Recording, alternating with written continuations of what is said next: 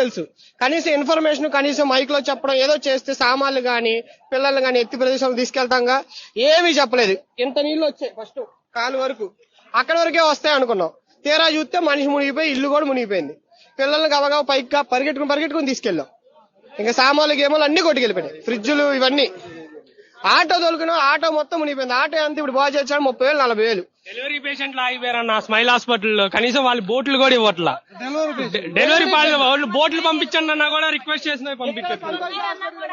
పేషెంట్లు ఉన్నారన్నా కూడా ఎక్కించుకోవట్లా, మానవత్వం లేదు. ఇదిగోండి ఈ ముసలోళ్ళు ఇద్దరిని పేషెంట్లు ఎక్కించుకోమన్నా ఎక్కించుకోవట్లా బోట్లో. ఇంకెందుకండి, ఏం ప్రభుత్వం అండి ఇది?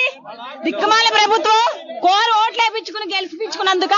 హలో సార్, నిన్నటి నుంచి ఒక మంచినీళ్ళ ప్యాకెట్ గానీ, ఆంధ్రప్రభ కాలనీ మాది, ఒక మంచినీళ్ళ ప్యాకెట్ గానీ, అసలు పాల ప్యాకెట్లు గానీ అసలు వచ్చిన వాళ్ళు లేదు దాఖలాల. ఒక కనీసం ఒక ఈ బోట్లు కూడా ఎవరినైనా ఫోన్ చేసిన ఫోన్ ఏమో బిజీ. బోట్లు వచ్చి ఒక బోట్ వచ్చి నలుగురిని ఎక్కించుకెళ్తున్నారు, 2-3 ఎక్కించుకెళ్తున్నారు. వాళ్ళే 8 మంది ఉంటున్నారు, ఫ్రీగా తిరుగుతున్నారు. ఈ గవర్నమెంట్ ఏం చేస్తుంది ఏంటి అర్థం కావట్లా.